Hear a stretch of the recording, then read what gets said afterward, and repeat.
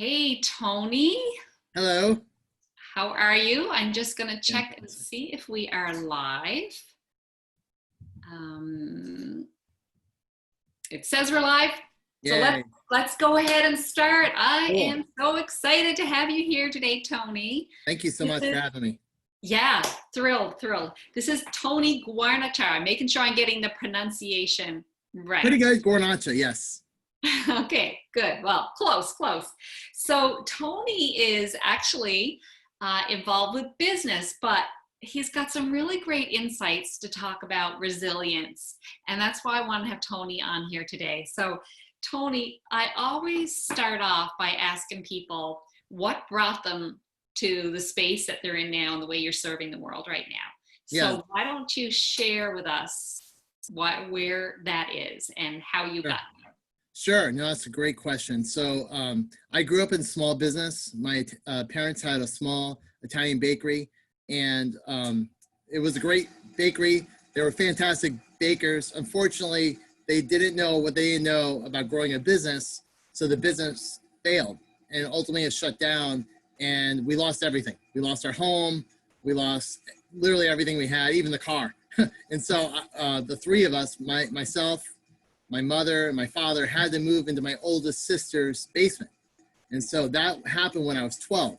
And so that was kind of a pivotal point. As I examine myself and learn more about myself, you realize kind of the impact your childhood and things like that happen. And so that was definitely a pivotal point in my life that really drew me to what my purpose was. So that happened when I was 12. And then later on, as I look back, I understood that I went to really redeem the past.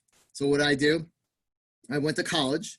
I studied entrepreneurship so I could be better at business and learn kind of what makes a business work. I then went back and started a second business with my parents. And so this one was also kind of on the bakery theme, but this time we did cakes. We just did cakes, and we had the technology to actually mail a cake. So we could take a pin, we put it through the cake, and then when you freeze it with dry ice, we use dry ice, the cake would be like a rock. You could literally throw the cake anywhere, it'd survive UPS and FedEx and all that. But what was really cool about it is we could take a photo, we put the photo on the cake, and we started a promotional products company. And so within a very short period of time, we won Best New Product at the New York Incentive Show, and we were doing cakes for the likes of Jay-Z, for Jennifer Lopez, IBM, Microsoft. We were mailing cakes to people like that. So it was amazing. But what year was that? this was 1997. Okay. No, I'm sorry, wait, 98. Yeah, it was probably late 90s, early 2000s. And so we were really off to a great start. But then that business failed. And so, again, what I learned was there's certain gaps, and I didn't know what I didn't know about growing a business. So just like my parents, this time we failed, and I had to move with and live in with my second sister. I have another sister. Actually, I have three or four, but the second one, I lived in her basement as well. This time though was a little harder because I had a baby on the way, and I was just married. So it was kind of a rock bottom experience. So that was kind of what got me to where I was at. And I said to myself, I don't know what I'm doing.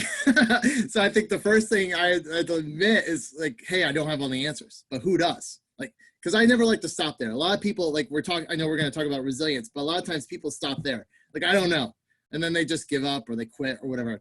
The mindset I had even back then was, okay, I don't know, but who does know?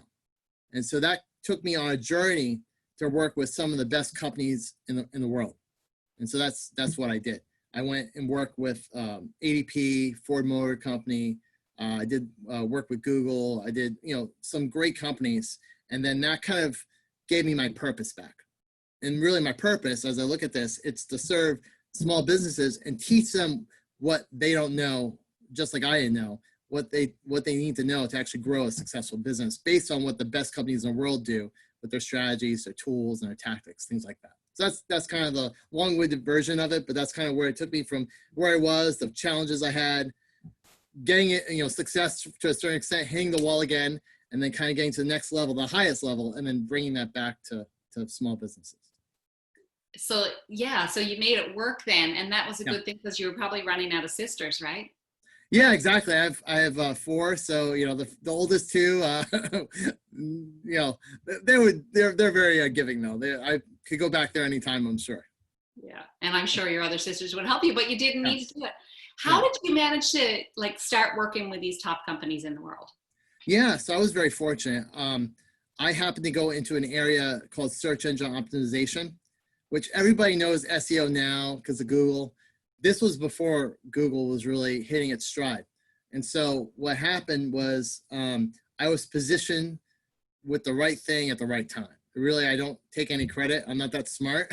I happen to have the right skill set, the right needs. So I was looking for a job to use that skill set. It was the perfect match because for that business with the cakes, I was on the top of the search engines for terms like birthday cakes and corporate gifts and things like that. That was really challenging, but I was able to do it. But when I was looking for a job, like nobody was hiring for SEO. Like back then, nobody actually knew what it was. And so it just so happened there was one business that was looking for someone with SEO knowledge. And so I got hired. When I applied there, I got hired literally that day and started working the next day.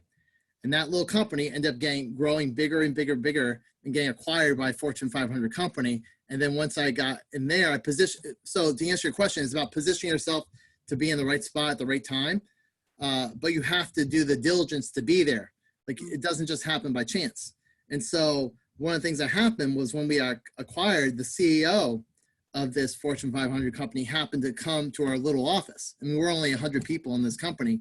I meet a person of tremendous influence. And so I managed to take full advantage of that opportunity.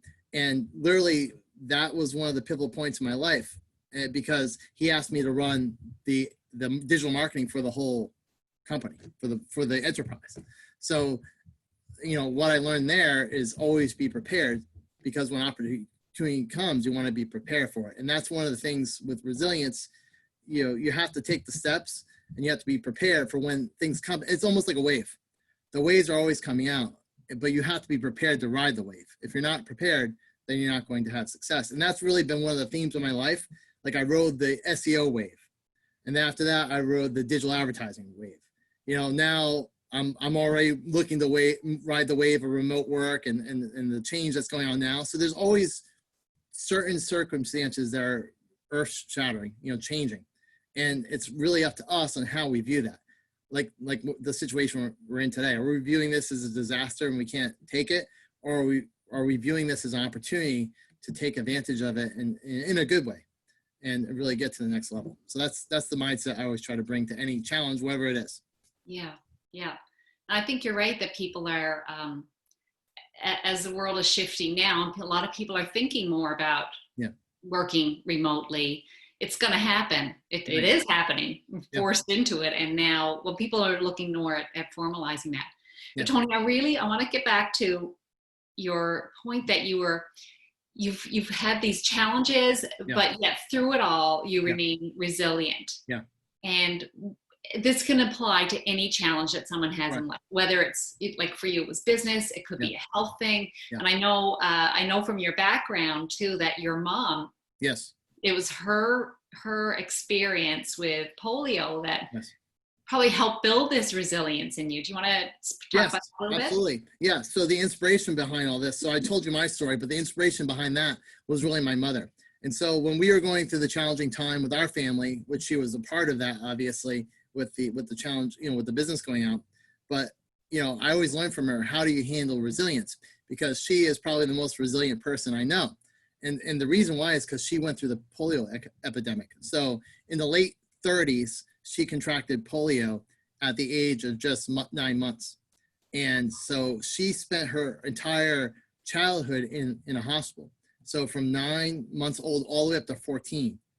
And much like today, they had quarantine, so she couldn't really see her family. She had 2 sisters, couldn't really interact with them. Back then, they had ventilators, which they called iron lungs. So it was really a challenge. And what she taught me was when you take on any challenge, you have to break it down. And that's kind of the impetus between for the name of my book. So my book I have coming out is called Small Steps to Grow Profits, which obviously it's a business book, but it is a business book, but it's really a book about resiliency. And it teaches the lesson of taking small steps, because you have to take the small steps without, because if you don't take small steps, you're going to get overwhelmed and you're not going to accomplish what you want. So the way I look at it and what she taught me was anything, like break it down, know first what you need to do, then learn how to do it, and then, do it. So those are really the 3 steps. Like, what do you have to do? Know how to do it and then apply it. And that's something she had to do, because that's the process. They would have her do like pottery, because that would build up, your nervous system and your strength. They'd have them obviously swimming and taking, so there's always little steps that built upon each step before it, and would get them to a certain level. And that's something I've applied in my life. So it's really life lessons, not just business lessons. And it all ties in together, doesn't it? Yeah. It's not like you would have resiliency in one part of your life and show it in your business, and then not have it when you face a challenge in some other part of your life. Yeah. It all ties together. I really love, Tony, the way you broke that down into the small steps and the 3 parts, because really when you're facing any challenge, whatever it is, it's always taking that action, the small steps. Yeah. The small steps will take you anywhere you want to go, as long as you keep taking them. Yes, absolutely. And it's really, I think a couple of thoughts on that. One thing I always have is you have to slow down to speed up.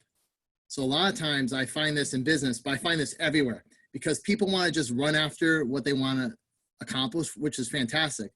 I do that with weight loss, right? The first day you're like eating carrots all day, and then you're running, 5 miles. Next day you're like, you can't move, and you're on the bed, and then you're like, give me a hamburger. So it's like, it applies to every aspect of life. You have to slow down to speed up. And what I find most people do is they focus on phase 2, which is, how do I do it, right? So in business, they'll say, how do I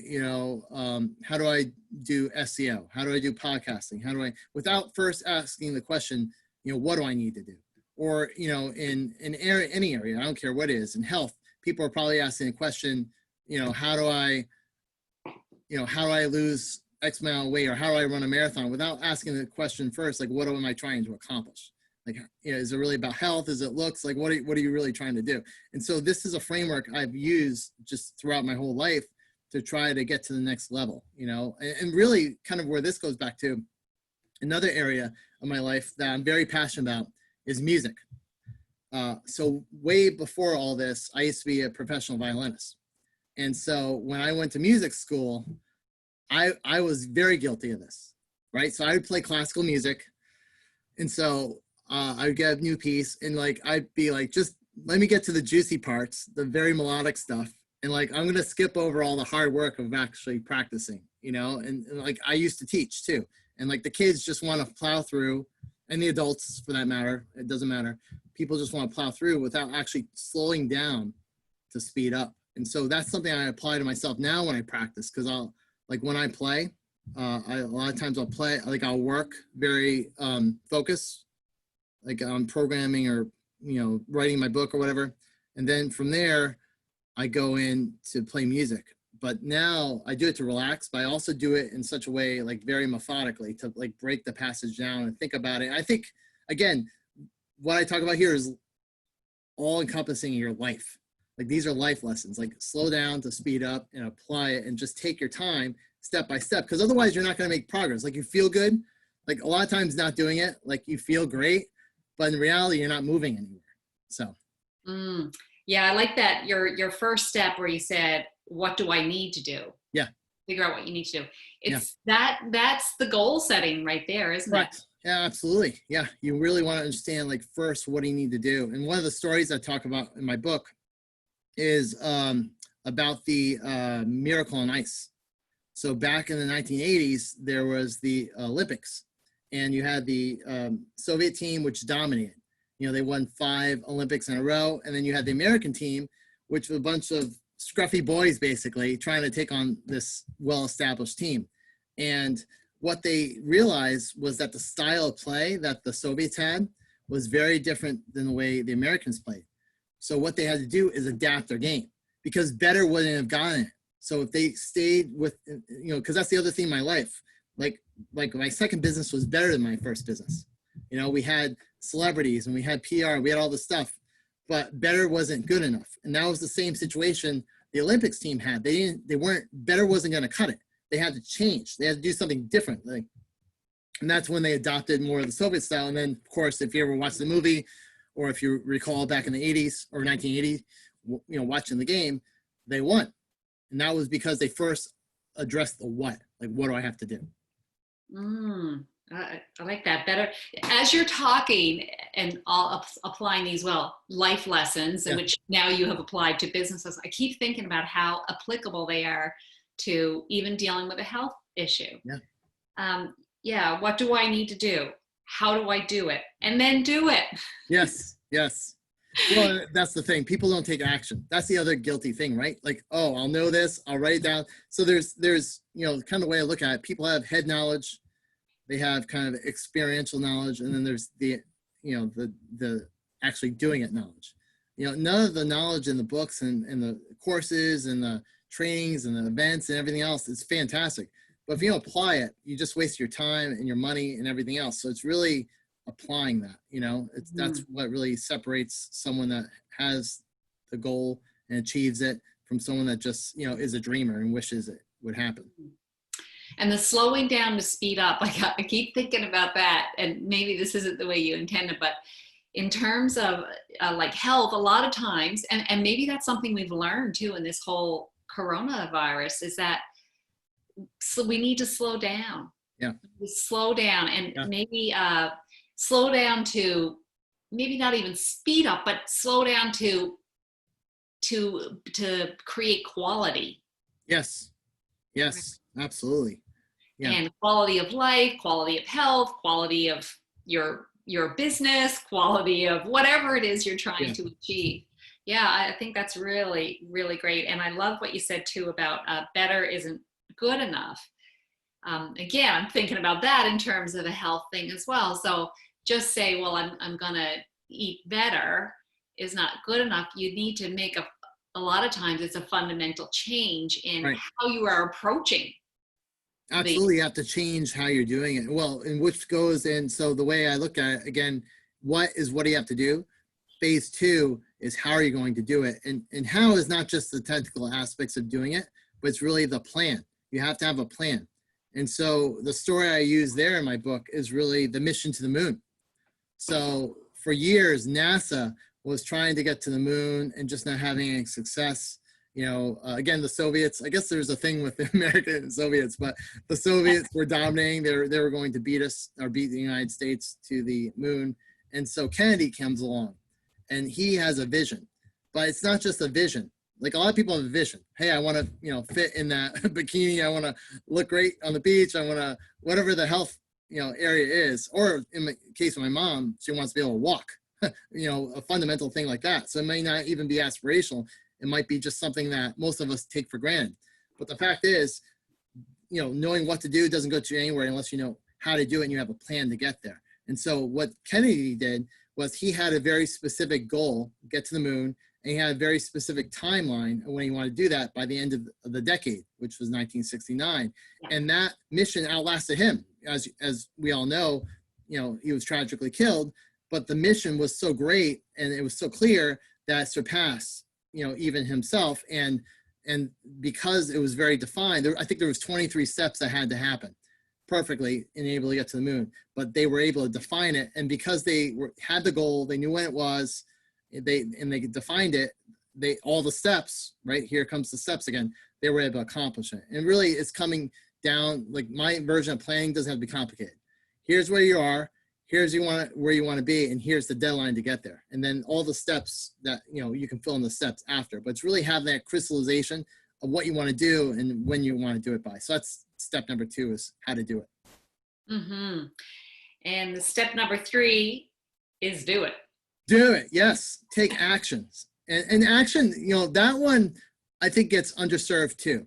So it's not just take action, in my view. Execution comes down to taking action, but it also comes down to the relevance of the action to the plan. So in other words, it's great you're taking action, but is there accountability there? So how are you holding yourself accountable? How are you judging yourself against the plan? What do you do if you're off track? How do you get back on track? You know, if you're off track, what's your plan? You know, because that's the other thing people do. Oh, I have this plan. I'm going to get from A to B. They start off week one is fantastic. Again, I'm looking at myself I'm still working on the health area, the dieting area, but like, oh, I'm doing great. Week two, you know, yeah, so. And then week three, you're way off track. Well, what happened? Well, do you have an accountability partner? Are you holding yourself accountable? Are you breaking it down? You know, so those are things that are important. So it's not just doing, it's actually doing within the confines of a bigger plan and action, accountability, measurement, right? Accountability doesn't happen without measurement. So you want to have performance indicators to see if you're doing well or not. What do you do if you're off? So it's a bigger picture than just action. Mm-hmm. I'm really glad you brought that in. I wrote that word down, the measurability. Like Yeah. you want to know that how do you know that your actions are giving you results if you don't have some kind of measurement along the way? And that's the same with like whatever you're doing, again, with health. So like with my clients, for example, we do these medical symptoms questionnaires periodically. I also get them to track their symptoms and so we're seeing the measured results along the way, because people do forget sometimes where they were. And not only can you tell that you're on the right track, it's also making you, giving you that sense of accomplishment along the way, because we have this big vision of where we want to go, but we need to see those little steps along the way that we're making progress and help us guide us on that vision. Yeah. So, I was just going to say on that note, though, really important, I forgot to mention, there's two kinds of measurements. Okay. There's lead measures and there's lag measures. Okay. So most people focus on the lag. Oh, I have no money left in the bank. Oh, I didn't lose the way I wanted to. I didn't. So those are fantastic. But the problem is they're not actionable. Because the information comes too late. You know, better is to look at the lead measures.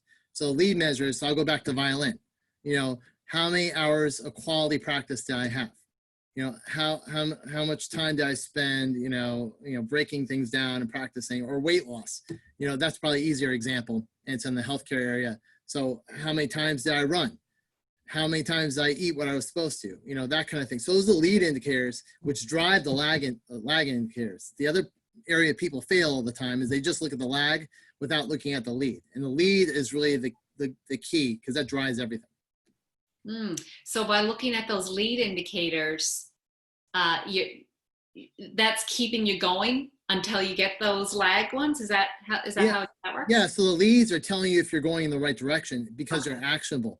So lag indicators happen too late. So for instance, I'll go back to weight loss just because it's healthcare and it's something I'm working on, especially in this coronavirus. I haven't been eating well, but basically, you know, if you weigh yourself at the end of the month, like, oh, gee whiz, I didn't hit it's too late.